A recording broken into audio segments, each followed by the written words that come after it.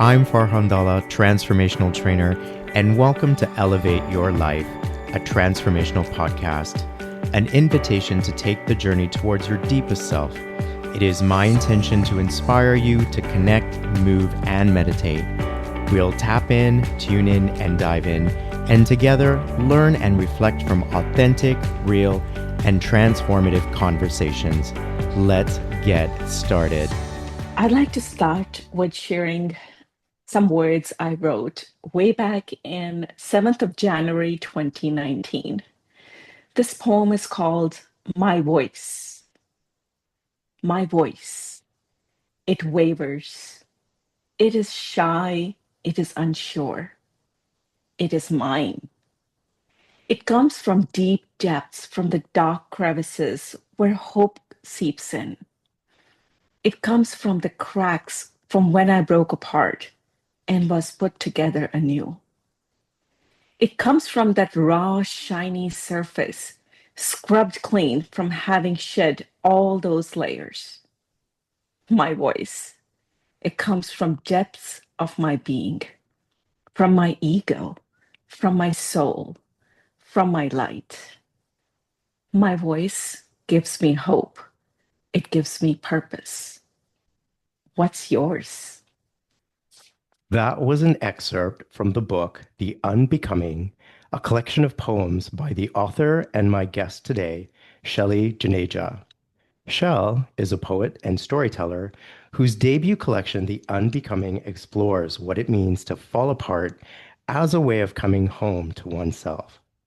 Born in India, raised across the Middle East, and now rooted in Austin, Texas, she brings a rare global perspective to the themes of belonging, identity, grief, healing, and feminine resilience.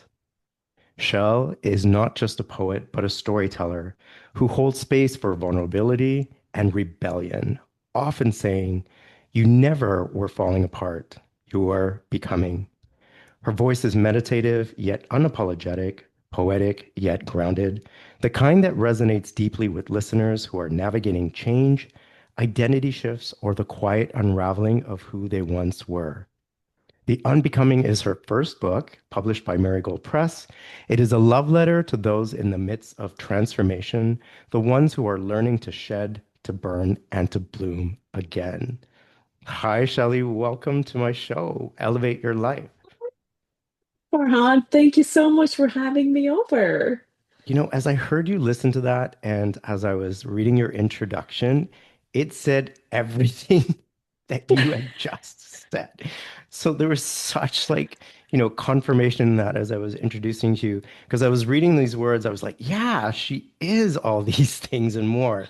So first of all, congratulations on the publication of your first book. Thank you. Thank you very much. It's still seeping in and settling in.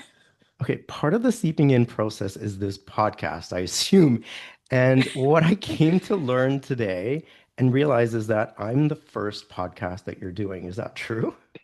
That is true. Very first one. So I'm glad it's not on video so you can't see the little like sweat beads on my forehead. Oh my goodness. Okay, well, I'm going to be publishing this video version.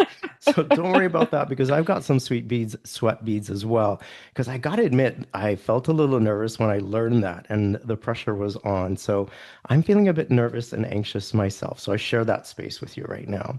Well, how about we acknowledge it? We Yeah. have named it that we do feel it, but let the intention be that universe has brought us here Mhm. and let it flow why we are here and what's meant to emerge. So we can Exactly. just take a deep breath with that nervousness. Yes, let's take a deep conscious breath now. Inhale and exhale. Oh, Woo, here we go. yes. My dear friend, I'm so proud of you for this book. Mhm. I've read it, and your writing is very deeply personal, vulnerable, and honest. How do you feel about putting this out into the world? Ooh, um, I feel like a mama who's just given birth to a baby, except that I was pregnant for 7 years. So I am relieved. I am amazed. I'm literally looking at this book in wonderment. Wow, it birthed through me, from me. I'm also a little bit shit scared. What now? What am I to do with it? How am I going to handle it? Um, but mostly there's just such a deep sense of joy and this sense of belonging I feel with this book, with this journey that I have reflected in this book. So it's an amazing feeling. Oh, I love the idea of the fact that you gave birth to this book with a very long gestation period, but the timing is perfect. Obviously, like everything is, everything has its own divine timing. Now that it's here, do you see it as a teaching tool for yourself? Like, do you go back and reread it? And when you do you read it from the perspective of the author or as a reader? And how is it different? Oh my God. It, it it's teaching me.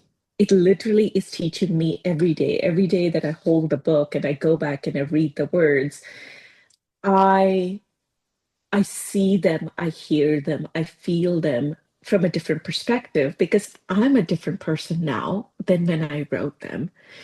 A little bit about the birthing process, how I wrote them. Every word in this book was not written me sitting by the fireplace, with a cup of coffee or a glass of wine and thinking, let me eliminate some words.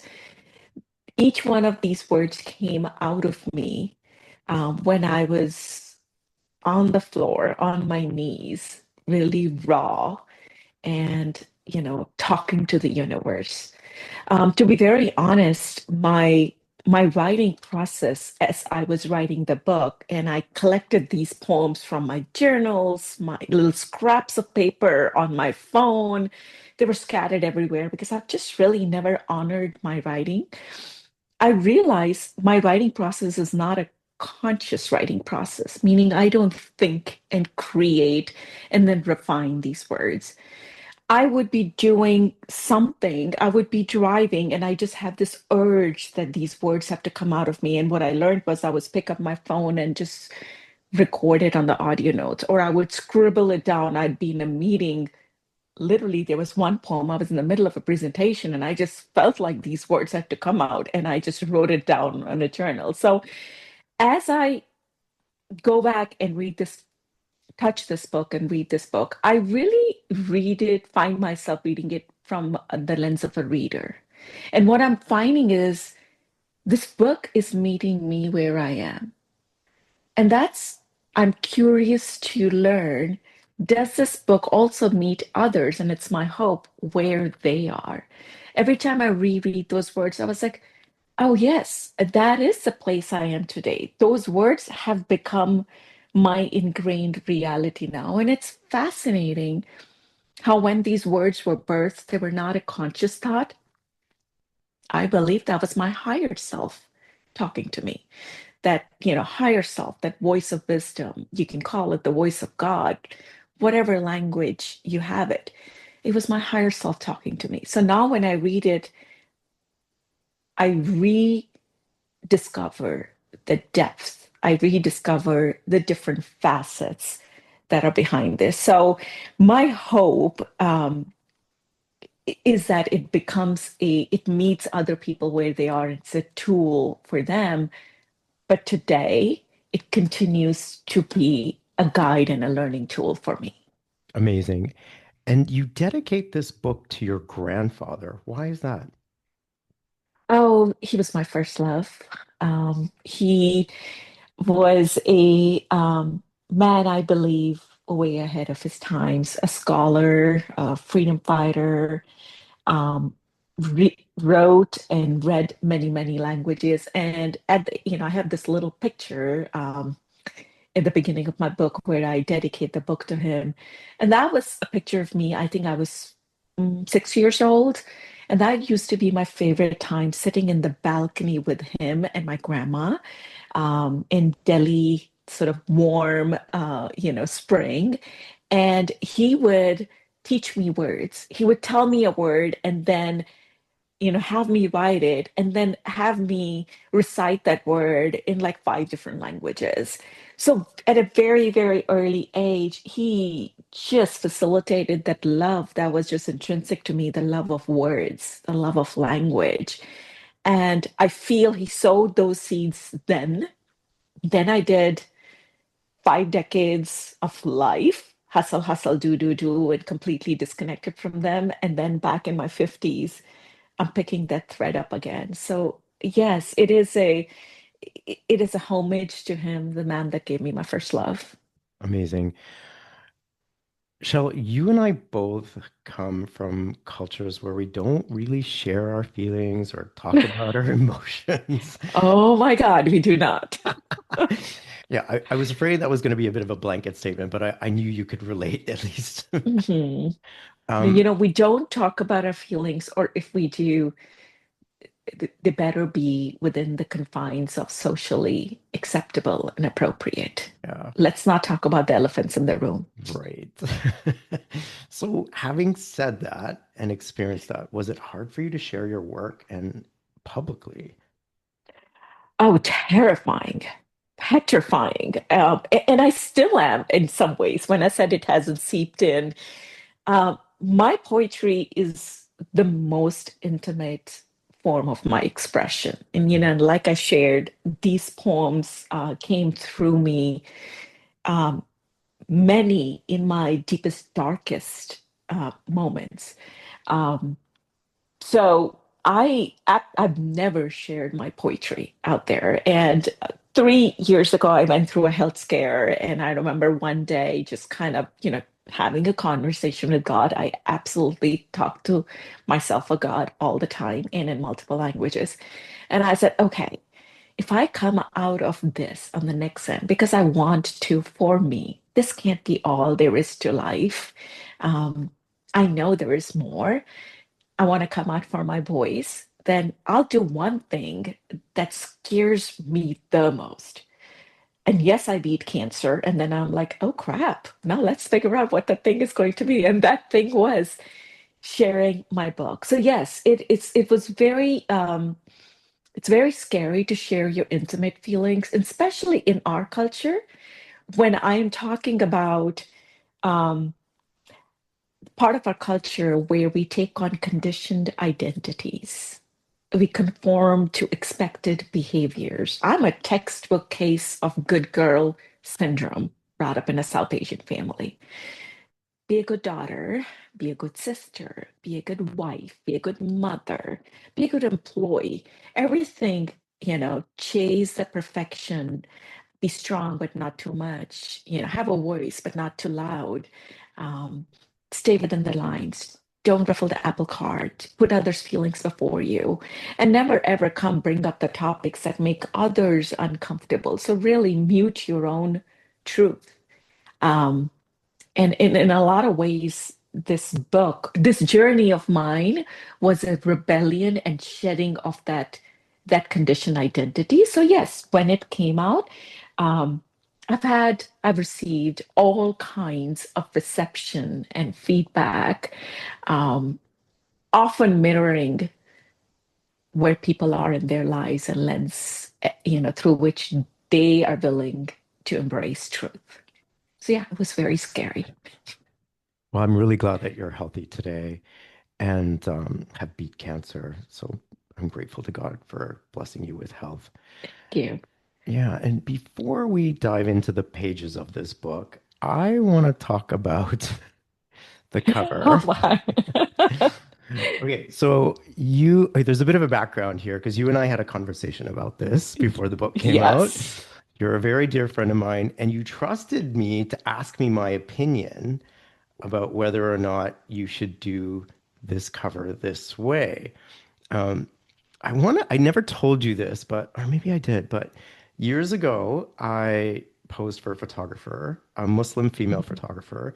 I was asked if I would do semi-nudes, artistic type photos, not everything showing, and my identity would be concealed. And I agreed. And she had the art exhibit in a gay bar at a time when I wasn't even out. So picture this. You walk into the Oh bar, my my God. body parts are splattered all over the wall.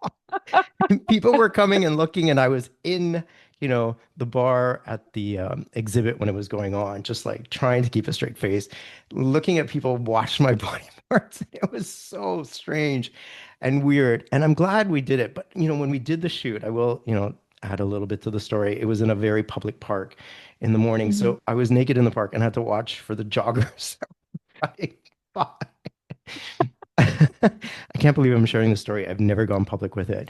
But now that you're naked on the cover of this book, I figured I could share my story too.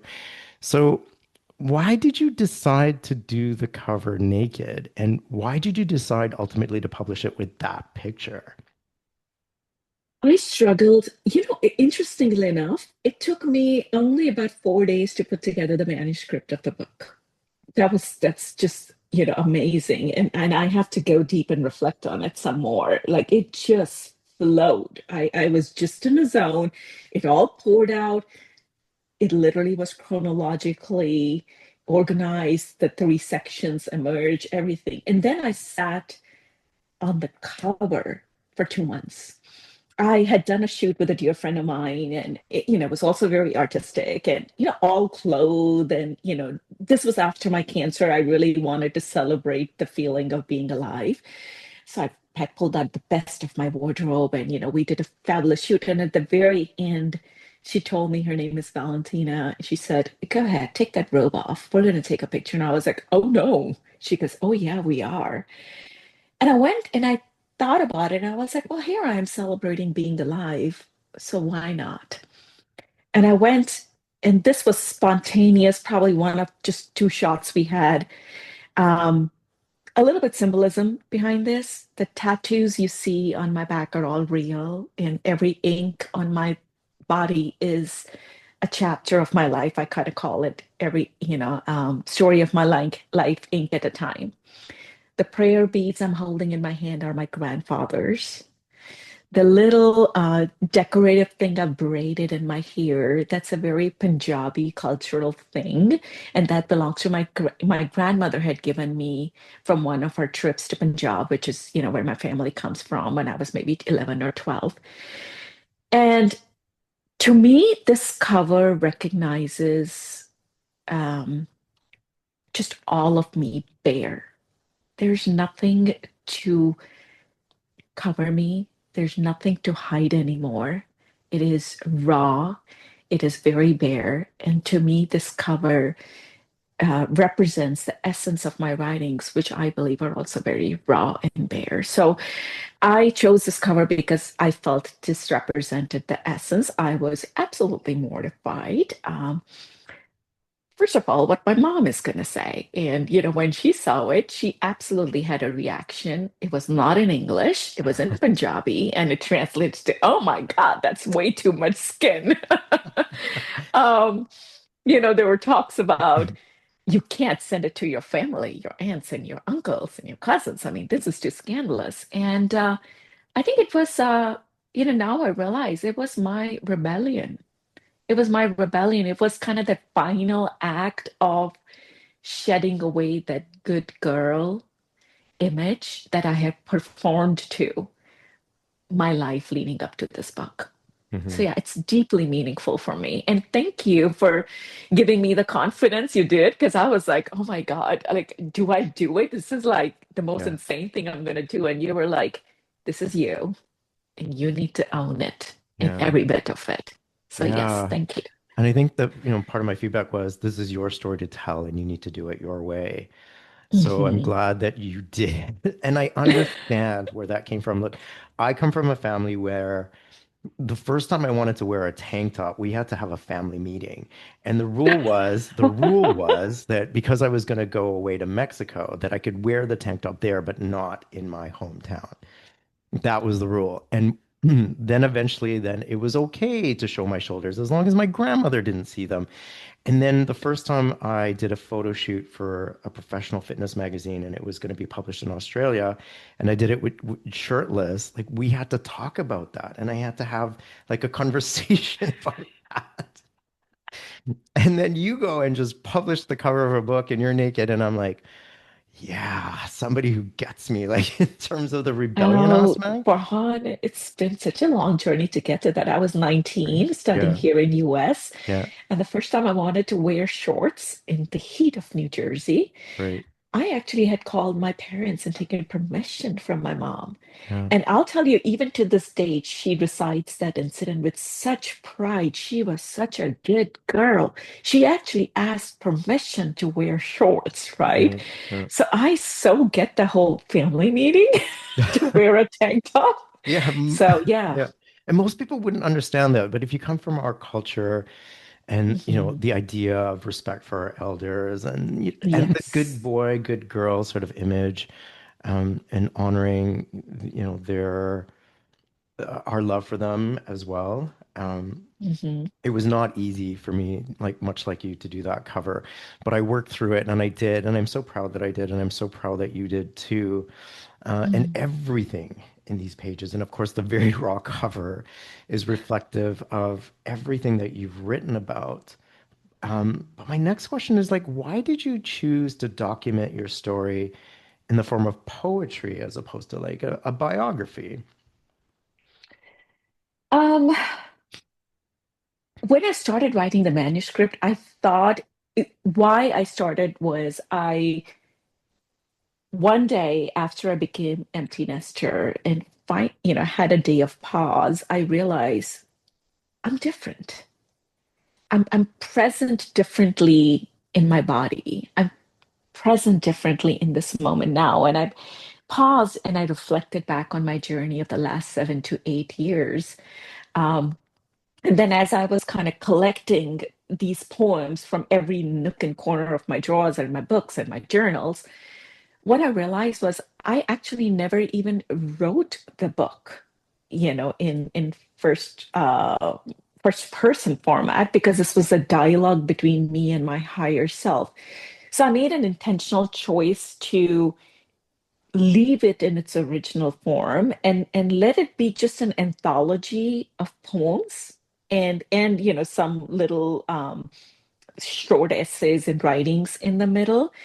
Um, with the hope that it's almost like an invitation for others to connect with it, where they are, and maybe it sparks contemplation, evaluation in them. So, in the end, I'm very pleased the way it came out because it's not about me. It's not about Shelley's journey of self-reckoning and falling apart and finding herself and finding her truth.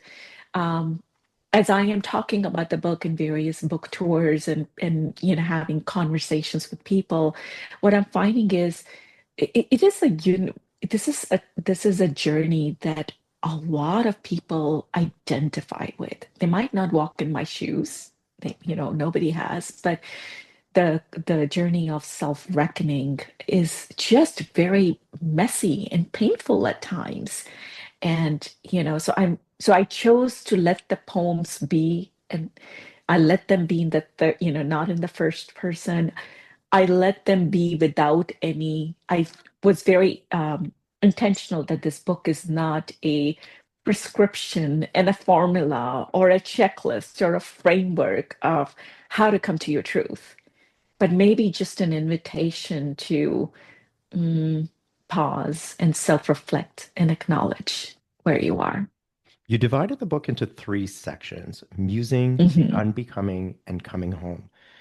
Why did you break it down into these three sections? And can you briefly describe how each one like what each one represents in your life?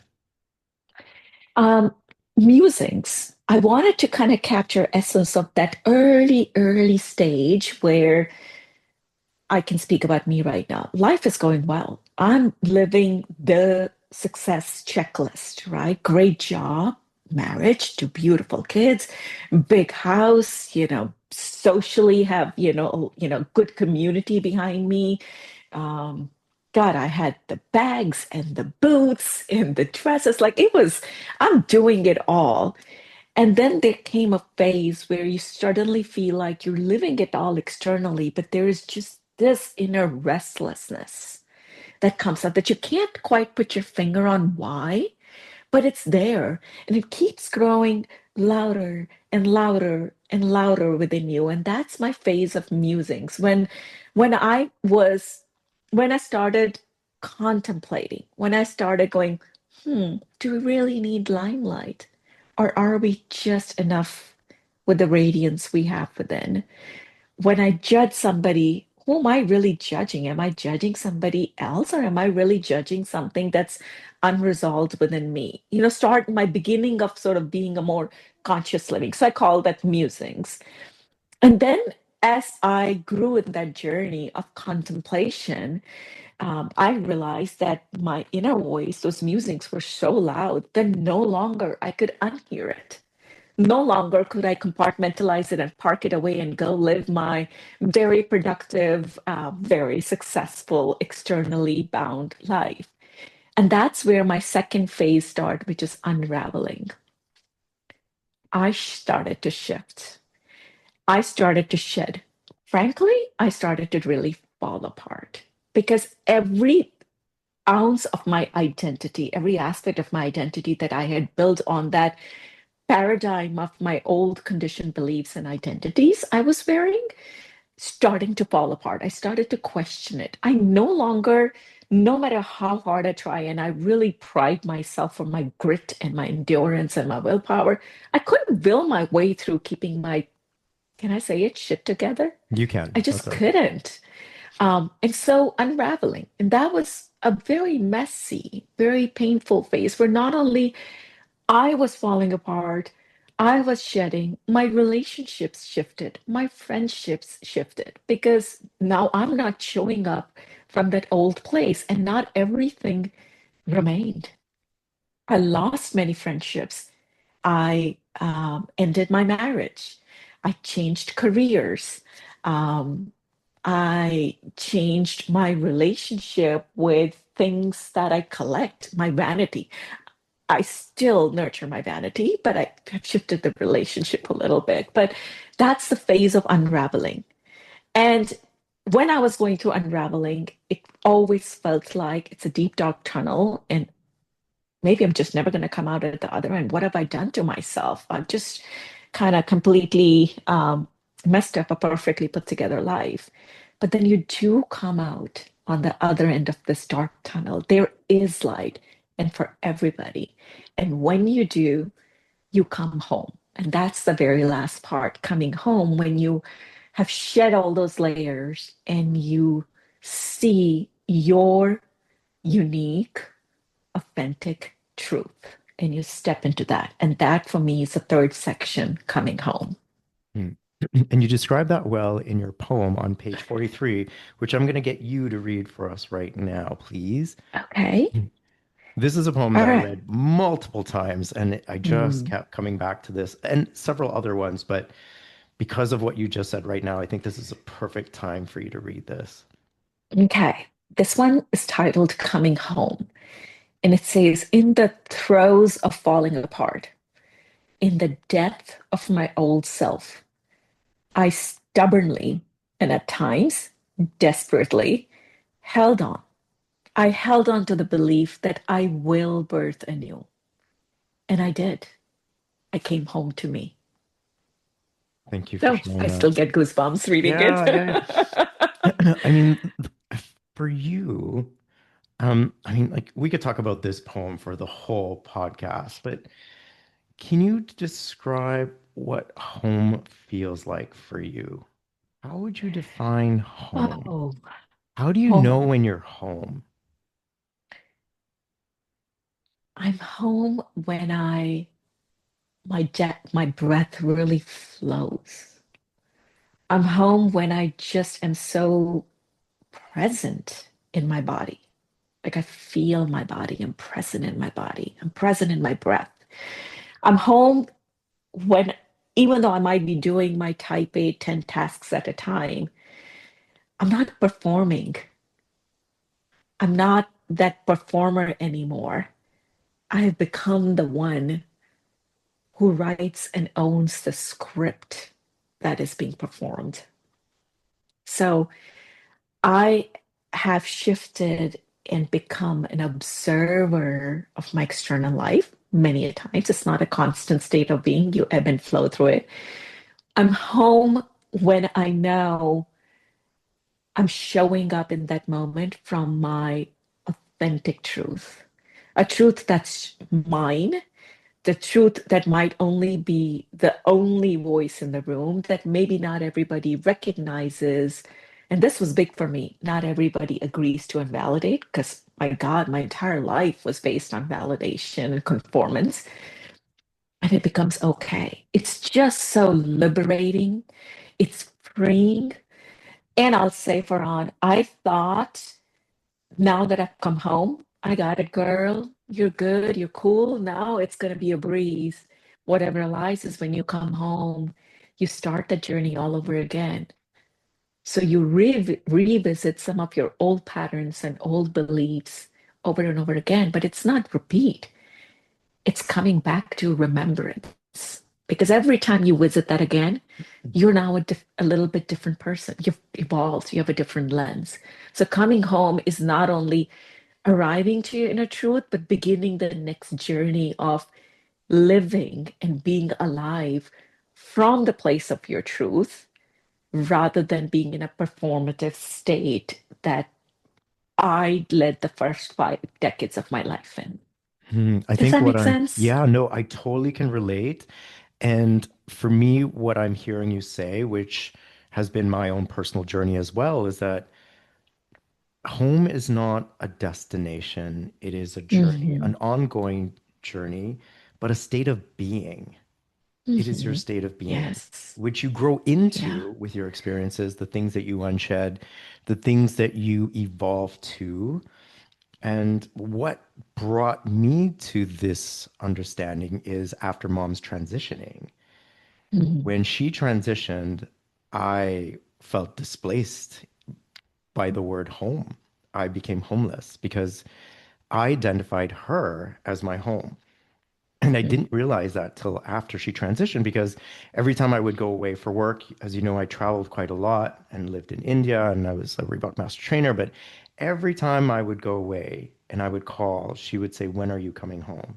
Every time, no matter how many Oh, times I called. There was only two things she asked me that she was concerned about. When are you coming home and did you eat? Those were the two things oh, oh, that she moms. would ask, right? And so I realized that every time I came home, I was coming home to her. But after she transitioned, where was home?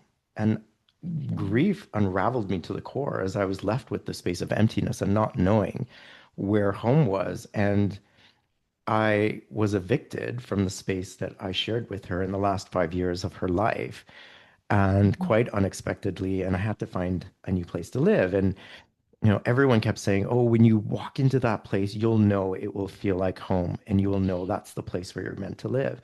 Well, I saw, gosh, I don't know how many places and nothing felt like home to me, nothing.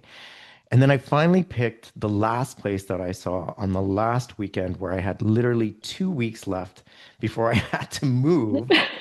And it ended up being home, which you, by the way, which very graciously had the chance to come and visit. Thank you again for visiting me not too long ago. But this was the last place that I saw. And even when I walked in, it didn't feel like home. And then last October 2024, I was in a walking meditation at Dr. Joe Dispenza's retreat in Orlando. And all of a sudden during the meditation, my heart blew open and I was brought to tears and I was like, I'm home.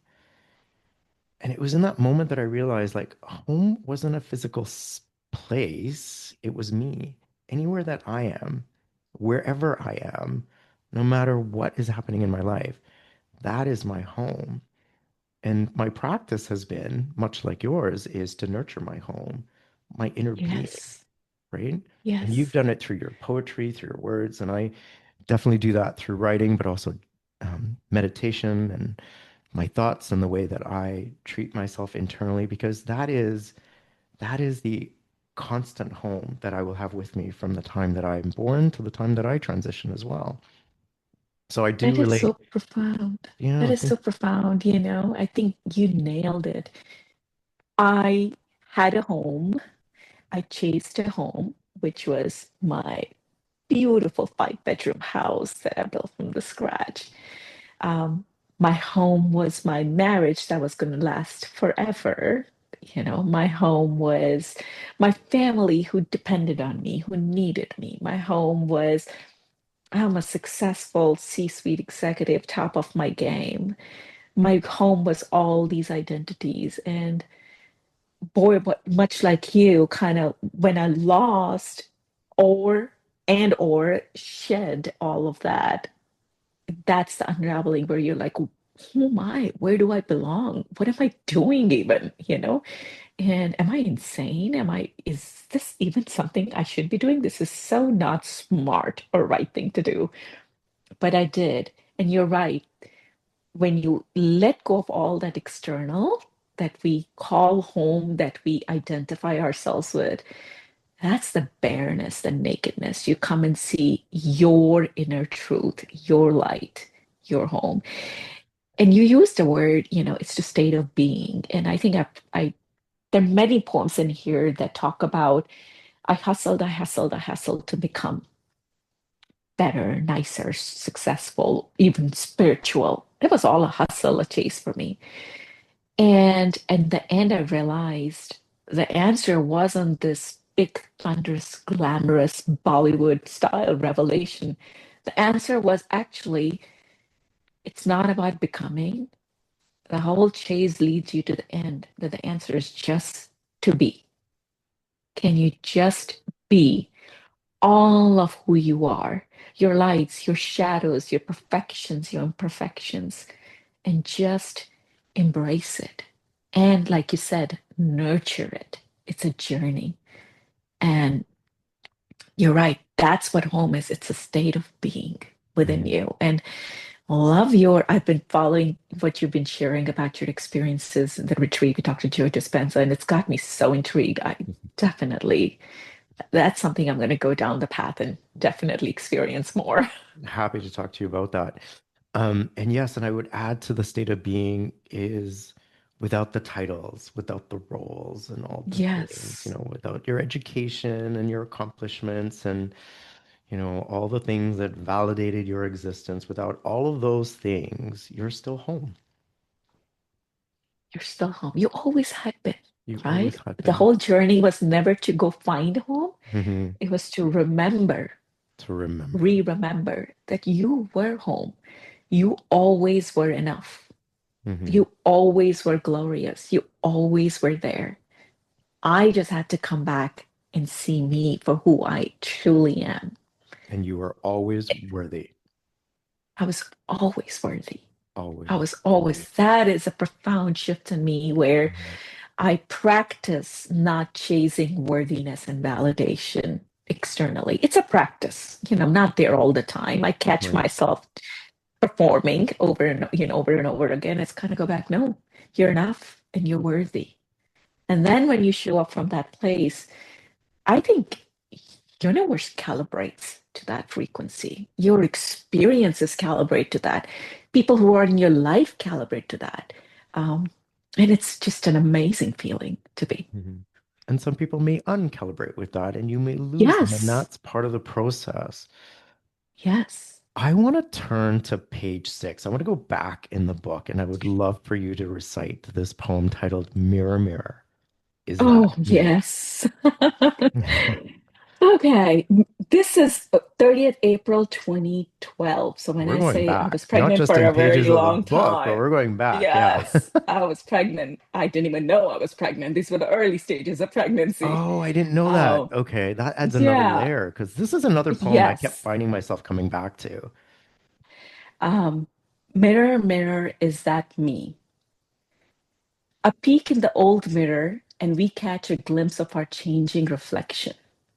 The surge of energy, the moments of doubts, being extremely uncomfortable in this new space of not knowing what that big, grand plan is, but the serenity of putting together several small next steps. When in years and years of working, we start defining ourselves with what we do, it is very uncomfortable to come up with a quick introduction of self. real self. What is that? What that is, time will unfold. And I am getting okay not knowing. For now, I look forward to 10 weeks of travel, exploration, photography, journaling, and enjoying kids and family. Sometimes we have to step away from life as we know it to start living again. As she hugged me, she endearingly said, "Ugh, you even smell happy."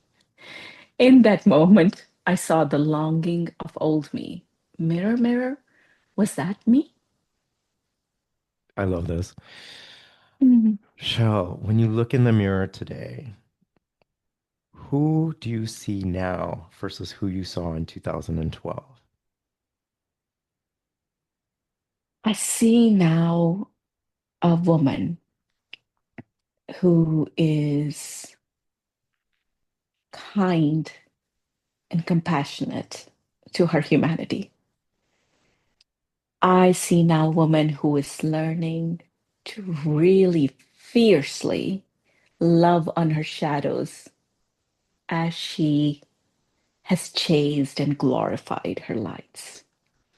I see a woman who has taken herself down from a moral and external identity defined pedestal and is more humble to say, okay, I surrender to this journey. I see a woman who is learning and teaching herself to be okay with not knowing it all, not having all that shit figured out. And someone who was a type A with color coded spreadsheets and 5 year plans of life to learn to live moment at a time and tell herself wherever I will be next, I will be as worthy and as enough and as okay as I am right now. So I see a woman who has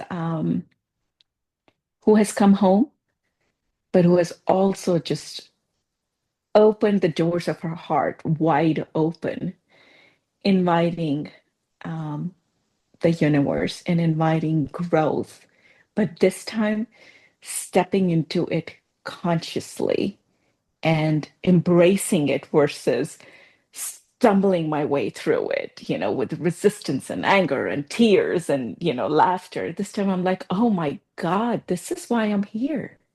This is my purpose to come back home to me, to re-remember me.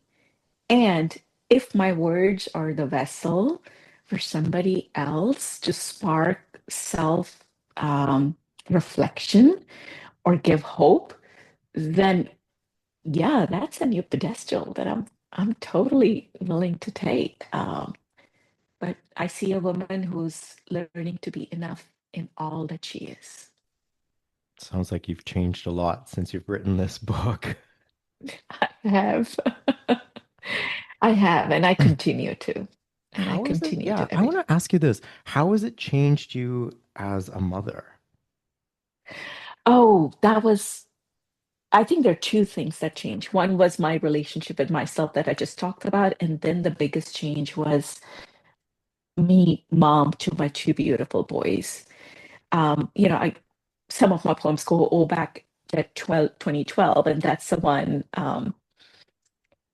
corporate C-suite job, join a healthcare company, typical type in Shaillee. In 10 years, I'm going to be a CIO. I get to the point, I'm given that offer. And next day I go and I turn in my termination. Um, because in parallel, I was coming to that realization, what am I chasing? That was also the year. So I quit and I took 6 months off. I traveled to Himalayas. I traveled with my boys to India, met family. I was also blessed. I came across a book called Conscious Parenting. And that combined with my own inner journey that was happening, I realized um, I was following that old path of I have to raise these two children. I must tell them what's right from wrong. I must help them see their potential. I must help lay their path. I must fix where they stumble. I must protect them, from stumbling. To, oh my God, the whole gift of motherhood is that I work on my inner landscape and I show up as a human, flawed, loving, and compassionate. And maybe through that, give them permission to embrace their humanity and not repeat the cycle I was in. So I made a very conscious and a very profound shift from being a South Asian Punjabi tiger mom to what my kids call it now, hippie heart mom. um, I started seeing them not as my responsibility, my project, my purpose, but companions and teachers in my own journey. And I now celebrate their journey, their falling, their stumbling, and then their gloriously unique selves, that they express. And God, they're my biggest teachers.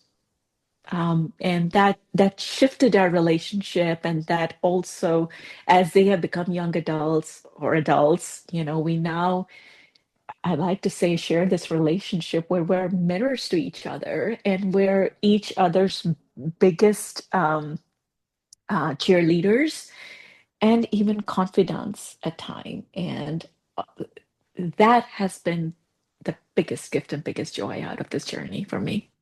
What were their thoughts on the book and the cover and everything else in there? Oh, they loved it. My older son, he goes, "Oh, mom, absolutely, you got to go for this." He's 21, he's Yeah. good. My younger one, yeah, bro, it's cool. You should go for it. They're both very proud, very supportive. My older one, he's like, I want a personalized copy. And then his boyfriend was so sweet. He's like, oh, Mr. Asia, I'd like to order a copy. And we talked about it.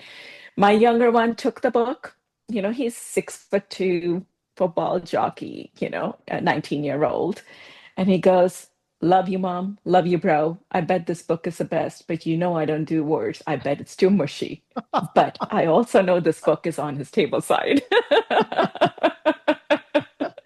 He may show you how he feels in other ways, it sounds like, but He does. He yeah. absolutely does. And, it just goes back to that thing, kind of step away from how expressions of love even should be, how expressions of adoration or respect should be.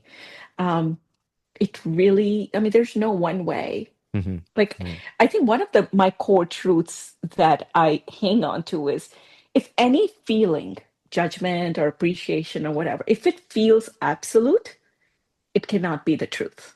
Mm. For truth always lies in the heart of paradox. So whenever I feel, oh, this should not be, this is wrong, it must be this way, I was like, whoa, you're not aligned with truth here. You Mm. have to accept the gray and the spectrum in which the truth exists for Mhm. each one of us. Right. I love that. I'm always going to remember that. Thank you for sharing that. Um, I don't know if I'd share this with you, but I was once a background performer on the show Suits. Oh, And yeah. So I was on season 4 and 5. And I'm not saying this to show off or anything, but there's relevance to what we're talking about here. And that is that I did some scenes with Meghan Markle. And mhm.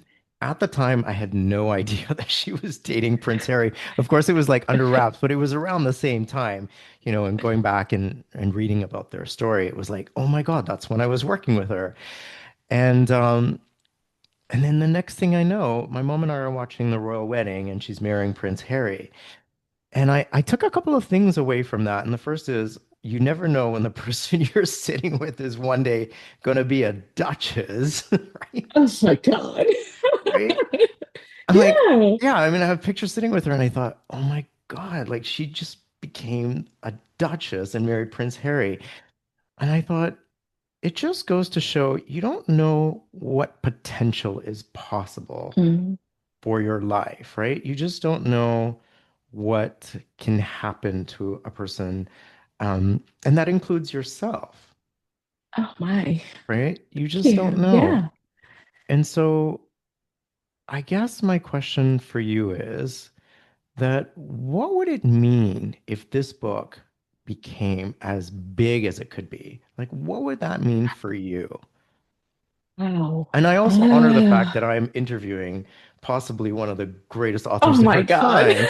You know, it's just the potential is here, and it's already done in the quantum. It's just a matter of, if it align when it not if, but when it all aligns. But I guess I don't take things for granted anymore as far as who I Mm, meet and what that person's potential is, nor do I judge it as, oh, you're just this or mm, you're just that. And even within myself, I don't know what the future potentially could hold for me. And so, as I was reading this book and knowing that it was your first and everything that you've put into it and knowing you personally, I was like, I was reflecting back on my time at Suits and I thought, wow, like Megan became a duchess and she became who she was. And what what's the potential of this book? It could be many big things. So what would that mean for you if this book that you birthed turned into something so massive and so big, whatever that, is? oh wow. You asked me this question, I think it was 10 days ago or 2 weeks ago, and immediately my entire body tightened up and I had this resistance. No, no, no, no, no. I'm not here to become the next self-proclaimed life coach, spiritual guru or a big poet. I had to sit with that. That was such a visceral reaction that came in me. I'm so private in many ways. This is such a private thing. And um, like I said, it's still seeping in. I'm stepping into and owning that this book came from me. So own it. But if I go layer deeper, I think I recognize I still got work to do in accepting this could be big. You know, a layer deeper, accepting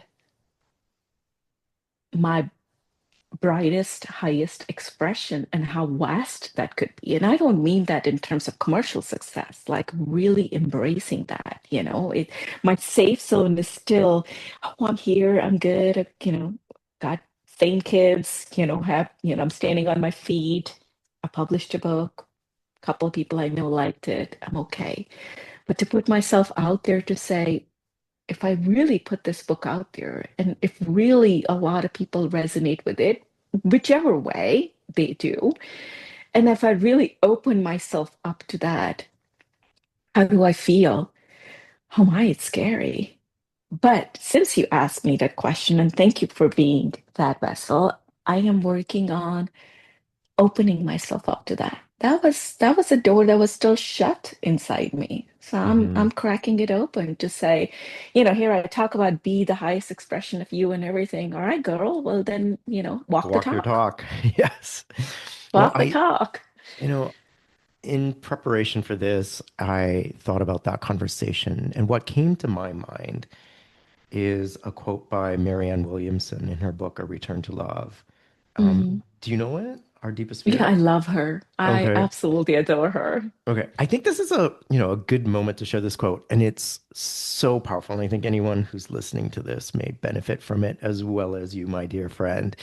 And she says in the book, I Return to Love, our deepest fear is not that we are inadequate. Our deepest Mm. fear is that we are powerful beyond measure. It is our light, not our darkness, that most frightens us. We ask ourselves, who am I to be brilliant, gorgeous, talented, and fabulous? Actually, who are you not to be? You are a child of God. Your playing small does not serve the world. There's nothing enlightened about shrinking so that other people won't feel insecure around you. You were born to make manifest the glory of God that is within us. It's not just in some of us, it's in everyone. And as we let our own light shine, we unconsciously give other people permission to do the same. As we are liberated from our own fear, our presence automatically liberates others. Oh my God, that gives me tears and goosebumps. I think we all need to Yeah, read this every day yeah, and just I remind us, do. you know, our Will you being email small that to does me? I'm not gonna serve put us. it on my wall. We're afraid of our light. We are afraid of our light. Yeah. And we Yeah. build stories around it to escape it. And yeah, Farhan, that's my journey now after coming home. Mhm. Is to really embrace my glorious, unlimited, fabulous light That you are, unapologetically. yeah, unapologetically worthy of living, Hmm. right? My dear friend, we are entering 2026. It's kind of coming in with a bit of a bang. We're both here trying to stay warm from potential weather. Like it's super cold here in Toronto. It's like I want to say in Fahrenheit it's minus 13. And I Oh my know, goodness. I'm not going anywhere today. I've got my coffee. I've got this conversation to keep me warm that will stay with me throughout the day and this weekend. Having said that, what are you bringing into 2026 and what are you leaving behind? Did you make any resolutions? I did not make a resolution. I made a declaration that I shall not make new resolutions for newer, better me. I am going to take my current self that is in 2025 into 2026 and honor it and love on it so more, um, and grow deeper in it. I am working on the enoughness part in me. So, yeah, that was my journal, writing the night of New Year's was like, no more hustle to be better, more, you know.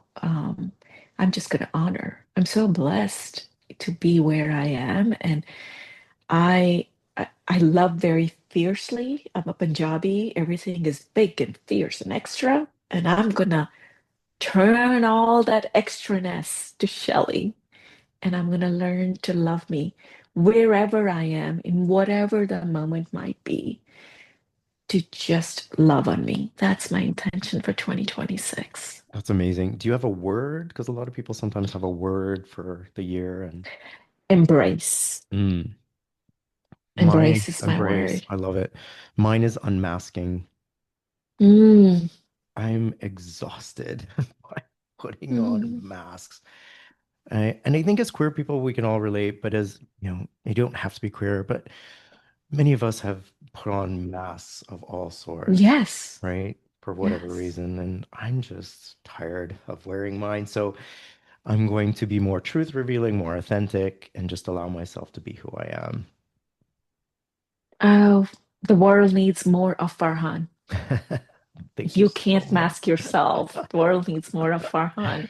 World needs more of all of us stepping into really just embracing our true selves and stop living by this, predefined labels and boxes and lanes. Um, and you're so right, Farhan. The work you do through this podcast, um, I think you really elevate that awareness, and then yes, you can call it you're raising the consciousness, collective consciousness. All of that starts with that seed of awareness. Mm. Thank you And so much. yes, the world needs more of you. So yes, my friend, unmask, bring it on, Bring all it of on. it. My dear friend, we could talk for hours, but I would like to wrap up with one more poem on page 130. Would you please do us the Oh, honor of sharing oh, your work? it is my absolute pleasure because this is almost like my mantra, and it is on a piece of paper next to my desk. It was written on Friday, 2021, October 2022, and it's titled, I Am Alive. I am alive. I have not just lived, I am alive. I have mattered. I have created a legacy for me, for those before me, and ones that come after me. One that unabashedly owns the living, the loving, the losing, and then the becoming. One that celebrates the possibilities, the chasing, the falling, and the making. One that hums her music even in the chaos of their noise. One that knows to find herself even in the mayhem of being everyone else. I am limitless in my potential and my pursuit. I have basked in the light of those that I salute. I have ignited that fire in those that I include. I have known love, been in love, consumed by love, and then become love. I have flowed gloriously in my contradictions and my imperfectly perfect trepidations. I have embraced my shadows and become my light. I have just not lived. I am alive. The book is called The Unbecoming. The author is Shaillee Juneja and Juneja, sorry. Yes. I want to thank you so much for this body of work. I want to thank you for this conversation. I also want to thank you for your friendship, for your time, your energy, your beautiful spirit. The world needs just as much of me as it does of you. So please continue to be you in all that you are in your unbecoming. I look forward to more expressions of art for you. I think there's more to come. I know there's more to come. Yeah. And I will have a link in the description so that people can get their copy. Thank you so much, my friend. Oh, thank you so much. Have a blessed one. I'm Farhan Dalla. Thank you for taking the time to listen to today's episode of Elevate Your Life, a transformational podcast. I hope today's conversation has elevated you in some way and inspired you to connect, move, and meditate. I'd really appreciate your support by following and rating this podcast. Come back soon and join me for another transformative conversation.